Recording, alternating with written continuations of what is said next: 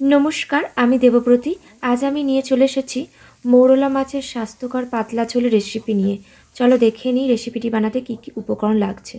উপকরণগুলি তোমরা দেখতেই পাচ্ছ। চলো এবার দেখে নেওয়া যাক মৌরলা মাছের পাতলা ঝোলের রেসিপিটি।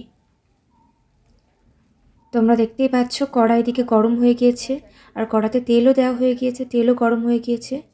অল্প পরিমাণে গোটা জিরের ফোড়ন দিয়ে দেওয়া হলো, কাঁচা লঙ্কা দিয়ে দেওয়া হলো, পেঁয়াজ কুচি দিয়ে দেওয়া হলো।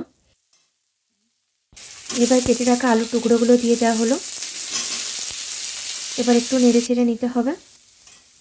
এইভাবে অবশ্যই বাড়িতে ট্রাই করবে। মৌরলা মাছের পাতলা ঝোল আমাদের হেলথের জন্য ভীষণ ভীষণ ভালো। এবার দিয়ে দেওয়া হবে কেটে রাখা কাঁচকলার টুকরোগুলো। কাঁচকলার টুকরোগুলো দেওয়া হয়ে গেলে এবার দেওয়া হবে কেটে রাখা সজনা ডাঁটা। বন্ধুরা, আমরা সকলেই জানি রিচ মশলাদার খাবার আমাদের শরীরের জন্য কতটা ক্ষতিকারক। তাই তোমরা সকলে চেষ্টা করবে এরকম স্বাস্থ্যকর কিছু বানিয়ে বাড়িতে খাওয়ার। এবার পরিমাণ মতো লবণ দিয়ে দেওয়া হবে।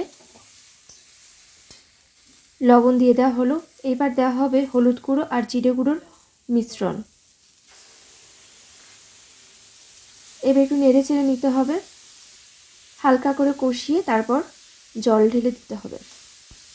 আমাদের চেষ্টা করতে হবে প্রত্যেক দিনের খাদ্য তালিকায় যেন স্বাস্থ্যকর কিছু খাবার থাকে। স্বাস্থ্যকর খাবার আমাদের শরীরের জন্য ভীষণ ভীষণ দরকার। এবার পরিমাণ মতো জল ঢেলে দেওয়া হবে। ঝোলটাকে হতে দেওয়া হবে প্রায় 20 মিনিট ধরে। তারপর ঝোলটা ফুটে উঠলেই ভেজে রাখা মৌরলা মাছগুলো দিয়ে দিতে হবে। এইভাবে প্রায় 20 মিনিট ঢাকা থাক।